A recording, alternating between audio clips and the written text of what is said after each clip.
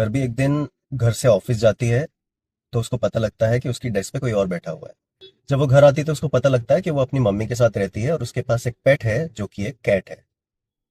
वो अगले दिन फिर ऑफिस जाती है।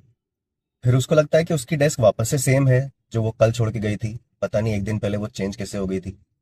लेकिन जब वो वापस ऑफिस से घर आती है तब उसको पता लगता है कि उसके पास जो पेट है वो कैट नहीं है, वो डॉग है। और वो अपनी मम्मी के साथ नहीं रहती, वो अपने हस्बैंड के साथ रहती है। Hi everyone, this is dashboard review. मैं हूं अनुज और मैं फिर से वापस आ गया हूं एक और सीरीज के बारे में बात करने के लिए। ये सीरीज जो मैंने इस वीकेंड निपटाई जब मैं ट्रैवल कर रहा था। शुरुआत में ठीक ठाक सी ही लग रही थी, बट जैसे जैसे 2-3 एपिसोड्स निकले उसके बाद बहुत इंटरेस्ट बना और ये काफी इंटरेस्टिंग होती गई। फर्स्ट और सेकंड एपिसोड के बाद कब वो पूरी सीरीज खत्म हो गई पता भी नहीं चला। इस सीरीज का नाम है शाइनिंग गर्ल्स।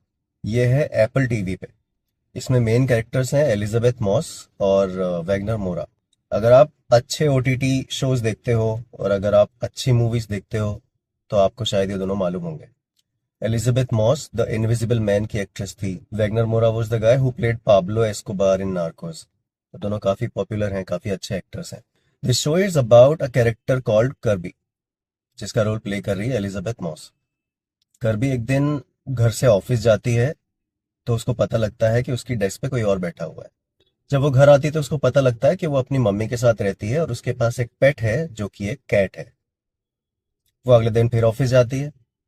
फिर उसको लगता है कि उसकी डेस्क वापस से सेम है जो वो कल छोड़ के गई थी। पता नहीं एक दिन पहले वो चेंज कैसे हो गई थी। लेकिन जब वो वापस ऑफिस से घर आती है तब उसको पता लगता है कि उसके पास जो पेट है वो कैट नहीं है, वो डॉग है। और वो अपनी मम्मी के साथ नहीं रहती, वो अपने हस्बैंड के साथ रहती है। तो ऐसी ही कुछ चीजें हैं जो उसके साथ हर रोज चेंज हो रही हैं। हर reality is changing every day, may be twice in a day. वो बैठती किसी एक कार में है, निकलती किसी और से। तो अब ये क्यों हो रहा है, कैसे हो रहा है, यही इसकी कहानी है। अब ये जो भी उसके साथ हो रहा है वो किसी को बता नहीं सकती, क्योंकि 6 साल पहले उसके साथ एक असॉल्ट हुआ था। कई सारे लोगों को जिनको वो जानती है, जिनसे वो बात करना चाहती है, उनको शायद यही लगता है कि वो बंदी अभी भी ट्रॉमा में है। जो भी वो बोलेगी वो शायद उस ट्रॉमा के इफेक्ट में बोल रही है, उस ट्रॉमा के एसेंस में बोल रही है। क्योंकि वो एक न्यूज़पेपर कंपनी में काम करती है तो she is also almost a reporter. वैसे तो वो आर्काइव्स में काम करती है, but she has the skills of a reporter. She starts looking for the facts about her case, क्योंकि उसको ऐसा लगता है कि there are some serial killings happening in her city. और उन सब का जो मोडस ऑपरेंडी है, उन सबको करने का तरीका है, वो सेम है जो उसके साथ हुआ था। बेसिकली जब हम स्टोरी में आगे जाते हैं तो हमको धीरे धीरे पता लगने लगता है कि एक सीरियल किलर है जो लोगों को मार रहा है एक सेम तरीके से। स्पेशली लड़कियों का वो कत्ल कर रहा है। और मारने का तरीका क्या होता है? ही cuts them on the chest in the shape of a cross, और उसके अंदर कोई ना कोई ऑब्जेक्ट छोड़ देता है। जैसे किसी के अंदर मैच बॉक्स छोड़ दिया, किसी के अंदर की चेन छोड़ दिया। तो ये बेसिकली सेम चीजें हो रही हैं। अब क्योंकि कर्बी ये सब देख रही है, उसको पता लग रहा है कि ये वही बंदा है जिसने उसके साथ असॉल्ट किया था 6 साल पहले। तो वो एक रिपोर्टर के साथ मिलके इसकी इन्वेस्टिगेशन करने लगती है। And this reporter is Wagner मोरा।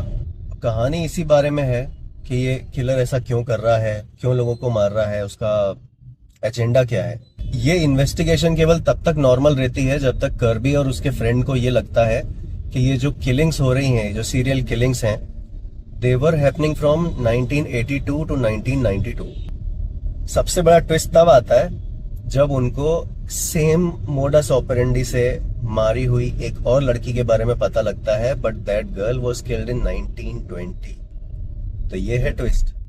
अब क्योंकि ये कहानी 1992 की है तो या तो वो जो बंदा है जो लोगों को मार रहा है वो कुछ 70-80 साल का होना चाहिए। और अगर 70-80 साल का है तो इतना अच्छा प्लानिंग कैसे कर रहा है? How is he so impeccable in planning and killing those people? तो ये कहानी एक्चुअली बहुत गजब का ट्विस्ट देती है। तो I am not telling you, I am not giving you a spoiler. The show is very interesting. You won't be able to take a break, you won't be able to take a pause. So just open Apple TV and start watching. This is a really great thriller. I know you will thank me later. Also, do yourself a favor and get the subscription of Apple TV. This is not sponsored. कोई मुझे पैसे नहीं दे रहा है, but this is really good. फिलहाल अगर अभी Netflix के लेवल पे कोई भी स्ट्रीमिंग सर्विस आती है ना, तो that is Apple TV. Hardly 99 rupees per month का सब्सक्रिप्शन है, जो एयरटेल के साथ या जियो के साथ फ्री भी मिल जाएगा।